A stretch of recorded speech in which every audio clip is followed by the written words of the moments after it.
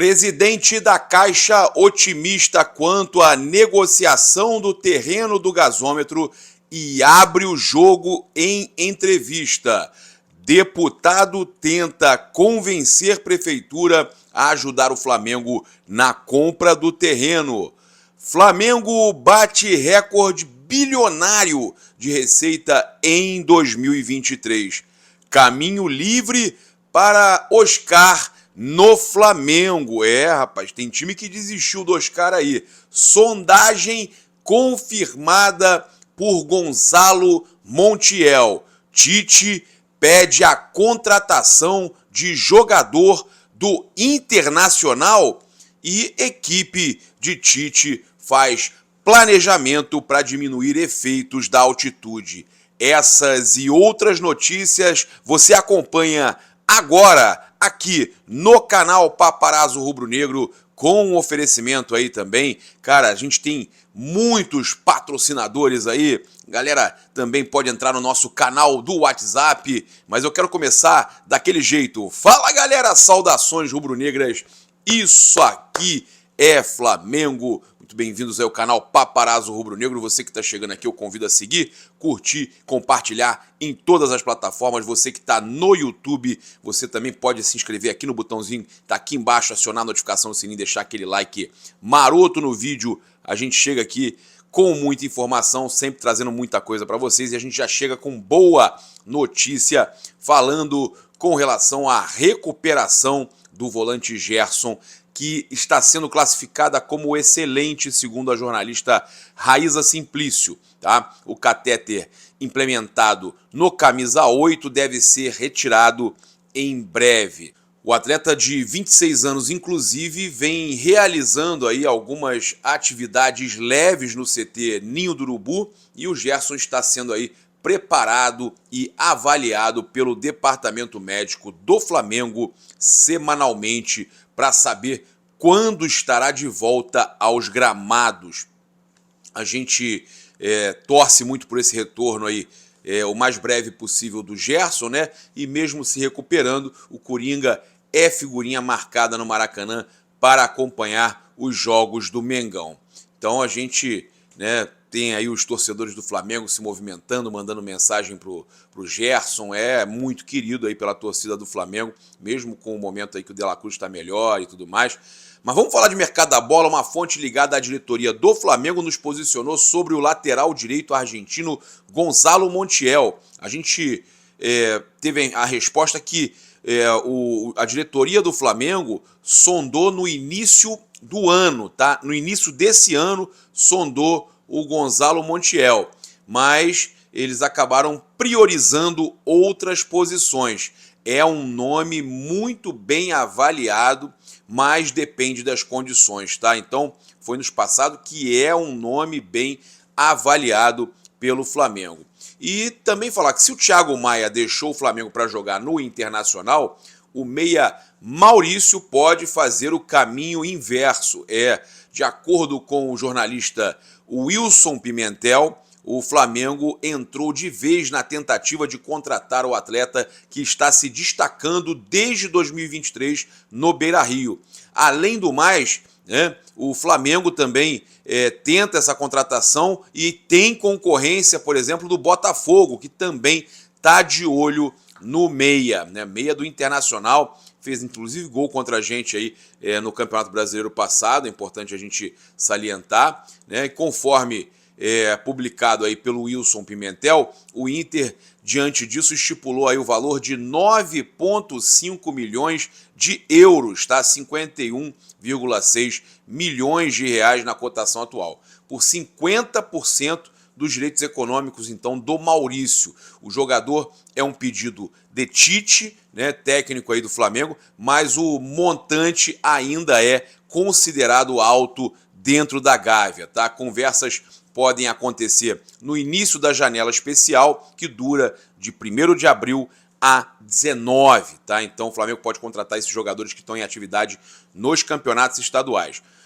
O Flamengo iria precisar aí vencer outra grande barreira para ter sucesso em uma negociação futura por Maurício, tá? A primeira convencer o atleta que vale a pena jogar no Flamengo e disputar posição com outros jogadores. Esse é um problema que tem tido agora recente de jogadores como Gustavo Scarpa, né, que não querem aí brigar por posição, que tem medo de não serem aproveitados no Flamengo, né? Aí muito se falou do Maicon também, mas o Maicon não. O Flamengo é que não deu sequência, o Flamengo é que não quis pagar o valor que foi pedido, né, pelo o Shakhtar Donetsk, né? Então o repórter gaúcho confirmou que Maurício foi oferecido ao Flamengo e ele falou o seguinte: o Inter tem a ideia de mantê-lo até o meio do ano, mas existe uma pressão muito forte do André Curi, que é o empresário do jogador, para que ele saia do Beira-Rio e faça dinheiro, inclusive.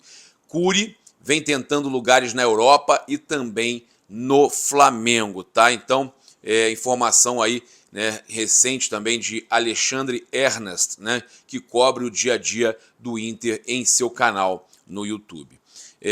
Vamos falar do planejamento do Flamengo para a questão de altitude. O Flamengo definiu o seu planejamento para os jogos que irá realizar na altitude pela Copa Libertadores da América.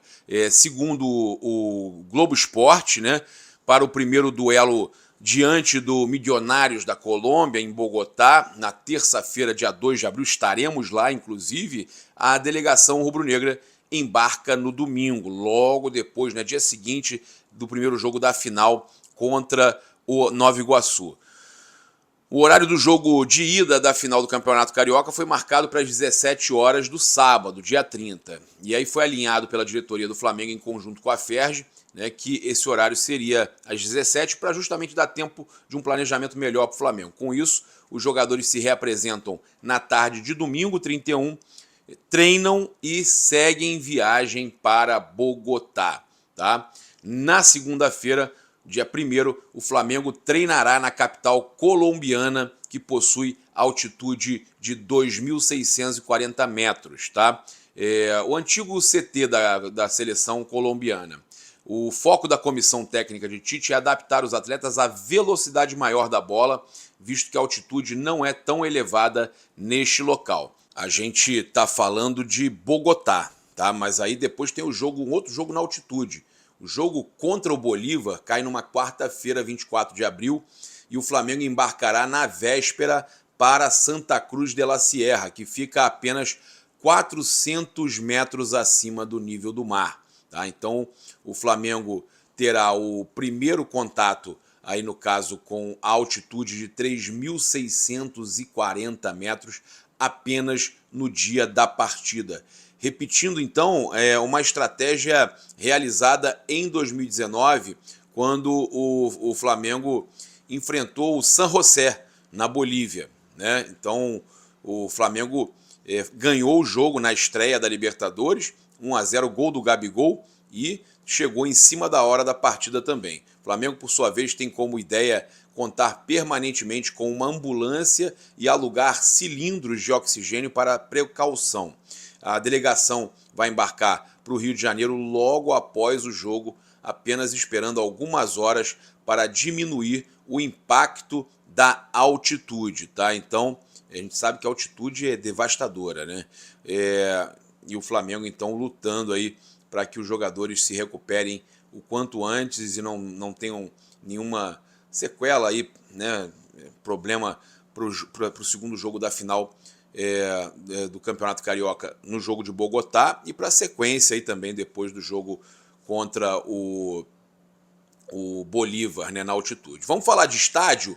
Ontem, após trazermos no Olho no Lance a informação que o deputado Pedro Paulo era quem estava ajudando o Flamengo na questão do terreno e da construção do estádio, até na questão principalmente de convencimento da Prefeitura e da Caixa, o deputado se manifestou, agradeceu o nosso vídeo, se manifestou e deu algumas informações muito interessantes. Vamos ver o que ele falou.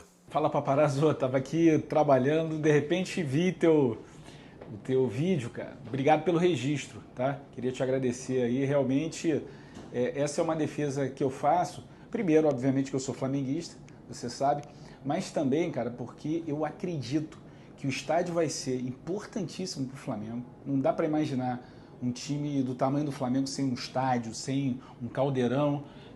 sem esse estádio ser um grande centro de treinamento para o nosso time.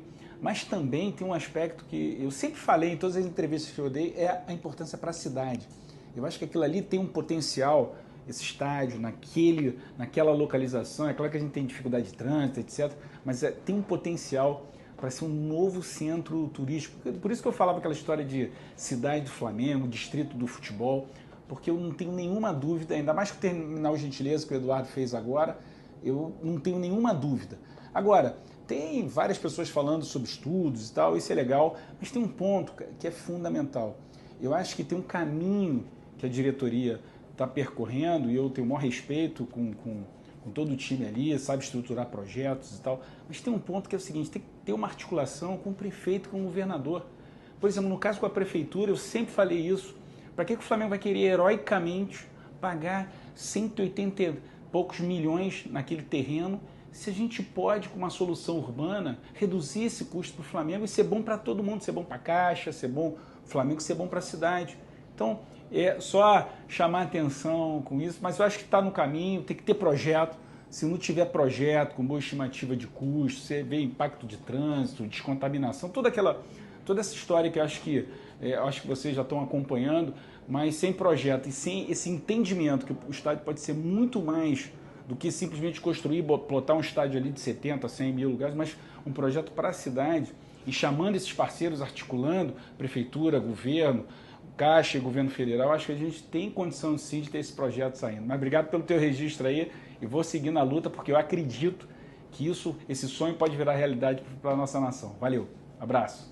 Agora vamos falar da declaração do presidente da Caixa Econômica, que falou sobre o assunto ontem, né, sobre essa questão do terreno do estádio do Flamengo, do terreno do gasômetro. O Carlos Vieira comentou sobre o projeto do Flamengo pelo novo estádio na região ali do gasômetro, né, no Rio de Janeiro, o famoso Porto Maravilha. Tem o fundo Porto Maravilha, que é o fundo que a Caixa toma conta, né? Então, em entrevista aí ao portal 360, o responsável afirmou que as conversas ainda estão em fase preliminar, tá? Então, muita gente achando que as coisas já estavam caminhando forte, cara, tá em fase preliminar, mas se mostrou otimista também com uma definição até o fim de 2024. Então, pode ser que saia até o final de 2024. Estamos em fase preliminar para encontrar os termos de interesse comum. A área desejada do gasômetro no centro urbano do Rio de Janeiro é muito bem localizada. Nós temos alguns parâmetros porque a Caixa administra um fundo de investimento onde há o chamado CEPAC, né, Certificado de Potencial Adicional de Construção. E há uma relação direta entre o valor do CEPAC e o metro quadrado. É uma conta aritmética. Então, ele deixando claro que o valor que está sendo pedido está tudo ali registrado e explicado, né? E o Flamengo, enquanto isso, vai tendo assim a sua explosão, né, de receita, né? A gente vai falar sobre isso, a receita do Flamengo que está cada vez maior, né? Mas é importante também a gente falar sobre a questão do estádio. O Fabrício Kika, eu estava vendo no Bernardo Ramos ele falando que dando exemplo, né, do que o Flamengo deve fazer, ele falando que o estádio inclusive deveria ser intimidador, vertical, né? Inclusive a gente fez alguns modelos aqui já de estádios retangulares, intimidadores, verticais, semelhantes inclusive à La Bombonera, e eu acho que é esse tipo de estádio que o Flamengo também deveria utilizar. O Fabrício falando que até a porta de entrada do ônibus do time rival tem que chegar com uma abertura onde a torcida seja avisada que o ônibus rival chegou e que comece a cantar e tem um barulho intimidador, o cara se sentir entrando no inferno, né, literalmente, igual aconteceu com o Gabigol, aquela coisa toda, com aquela fumaça vermelha, né, que o Flamengo coloca lá na beira do campo, com LEDs vermelhos, uma loucura, né? Seria espetacular, todo um clima de recepção dos rivais, né? Um corredor, para eles passarem por dentro daquele corredor e ouvindo o barulho do estádio. Olha, eu achei sensacional, né? Lá no Bernardo Ramos, o Fabrício Kika, que é especialista em projeto de questão de estádio, e eu não tenho dúvida que se o Flamengo ouvir um pouquinho aí o Fabrício Kika, vai fazer um baita de um estádio. Vamos falar da explosão de receita do Flamengo, né? O Flamengo aí atingiu patamares jamais vistos, né? Segundo o jornal o Globo, o Flamengo registrou um faturamento expressivo de quase 1,4 bilhão em 2023, representando uma crescente de 11% comparando aí com o vitorioso ano anterior. Mesmo sem títulos, o superávit atingiu 320 milhões, também sendo um recorde para o clube. 320 milhões. É muito dinheiro, é um superávit absurdo, né? Recorde do clube. Os valores foram auditados pela Ernst Young, né, e serão apresentados ao Conselho Deliberativo do Flamengo em breve. Mas, cara, esses números são impressionantes, né? As transações com atletas foram as principais causas para ocorrer aí deste crescimento significativo, totalizando aí 303 milhões no ano, né? Novo recorde batido pelo Flamengo. Então, além disso, as receitas recorrentes, que desconsideram os ganhos com venda de jogadores, permanecem firmes, atingindo 1,07 bilhão pelo segundo ano seguido. Então, o Flamengo com receita de 1,4 bilhão é inacreditável, né?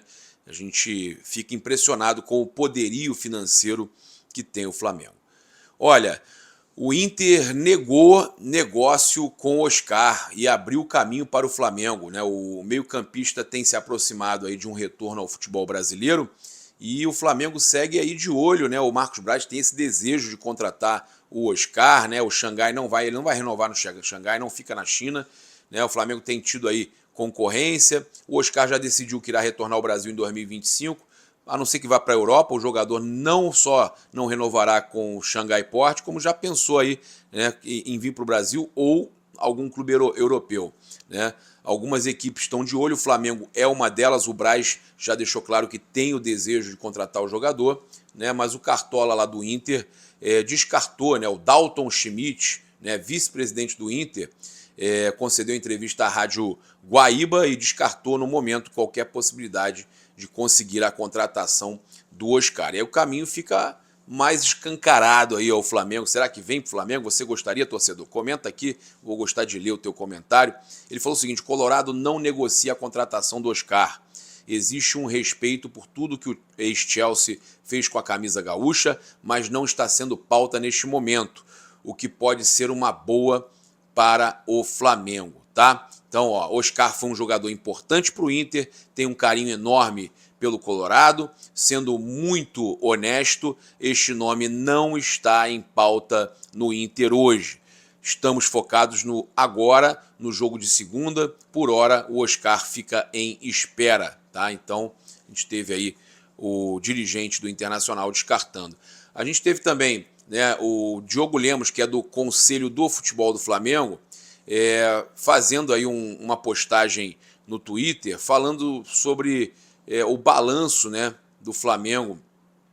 Está sendo muito comemorado pelos dirigentes e por todos ali, até do departamento de futebol, e ele fala o seguinte: mostra a consolidação de uma gestão que redefiniu a história do clube em todos os aspectos. Passamos por um período de aperto de cintos a partir de 2013, seguido de um importante crescimento de receitas até 2015. De 2016 a 2018, não houve crescimento significativo, mas o clube se manteve nos trilhos. Para, enfim, a partir de 2019, sob a liderança do atual presidente Rodolfo Landim, que já havia sido peça muito importante da gestão de 2013, em meados de 2015, como VP de planejamento, o Flamengo mudar completamente aí, de patamar esportivo, administrativo e financeiro, né? Ele elogiando aí o Rodolfo Landim por essa receita que o Flamengo atingiu de 1,4 bilhão.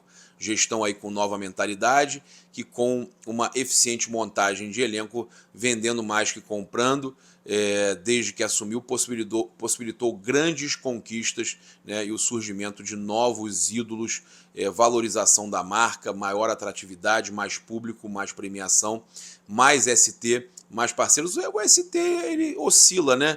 E também mais receita que é usada em investimentos importantes de patrimônio, estrutura, governança e tudo mais. Bacana, a mensagem dele é muito grande, mas ele fala lá de 2013. 2013 o Landim também estava junto com o Bandeira de Melo, com outros dirigentes que fizeram esse trabalho administrativo muito legal aí no Flamengo, que o Flamengo voltou a ser essa potência, né? Que é hoje conquistando títulos e mais títulos nos últimos 5 anos aí. O próprio Fernando Diniz ontem falou sobre isso, do Flamengo e Palmeiras serem os bicho-papões desse momento aí do futebol brasileiro, por causa da administração, por causa do poderio financeiro. E tudo isso começou lá em 2013 com o Landim e Bandeira de Melo, depois se separaram, né? Mas é um trabalho fantástico de todos eles.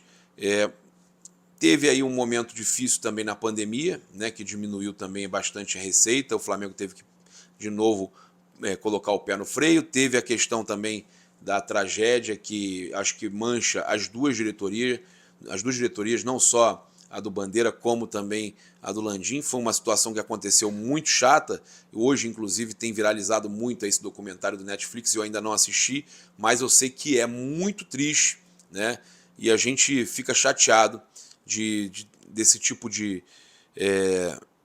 coisa ter acontecido no Flamengo, né? Agora, é intolerável que torcedores rivais usem isso para atacar o torcedor do Flamengo, para falar mal da instituição Flamengo, né? Foi um erro que aconteceu, uma falha, que é muito mais das pessoas que comandavam naquele momento do que a instituição não pode ser punida por isso, não pode ser culpada por isso, e também o torcedor do Flamengo não pode, né? Então é uma covardia, um absurdo que fazem com os torcedores do Flamengo, tá? Então a gente trazendo aí as principais notícias aí do Flamengo para vocês, e ele fecha aqui falando que a instituição deve sempre estar em primeiro lugar. O Flamengo unido é muito forte, vamos por mais. É o que a gente sempre fala, eu gostaria de ver o Flamengo totalmente unido, as chapas aí se conciliando e de repente fazendo um trabalho todo mundo junto, ia ser muito melhor. Infelizmente, né, cada lado tem a sua chapa, tem o seu interesse, mas o Flamengo, mas pelo menos, cara, deu certo. De 2013 para cá deu certo e o Flamengo entrou nos trilhos novamente. E hoje não está esse amadorismo, essa loucura que está lá no Vasco, que o Pedrinho é o presidente, não pode nem entrar no vestiário, não pode ir no CT. O cara cheio de restrições, o cara é o presidente do Vasco, cheio de restrições. Não é à toa que o Alexandre Matos abandonou o barco, né? Não é que ele foi demitido. Na verdade, ele fez pressão, demitiram ele, mas é muito mais ele abandonando o barco, até por não ter os seus pedidos atendidos, como qualquer outra coisa. Inclusive falou que havia um compromisso de que o Vasco pagaria, que a SAF começaria a pagar no caso a dívida, né? Começar a programar sempre uma verba para pagar a dívida do Vasco, e que isso não estava acontecendo, né? Chegou essa informação aí que foi uma das reclamações aí do Alexandre Matos. Enquanto alguns clubes seguem um caminho lindo de profissionalismo, o Vasco vai no caminho oposto, né, com essa SAF aí, com a 777. É isso, muito obrigado aí pela sua audiência. Convido você a utilizar o cupom PAPA nas lojas Espaço Rubro-Negro.com.br e loja.flamengo.com.br, 5% de desconto utilizando o cupom PAPA somente nas lojas online. Convido você a seguir, curtir, compartilhar em todas as plataformas. Você que está no YouTube, convido a se inscrever aqui embaixo, acionar a notificação no sininho, deixar aquele like maroto no vídeo. Saudações rubro-negras. Isso aqui é Flamengo. Valeu, galera. Aquele abraço. Fui!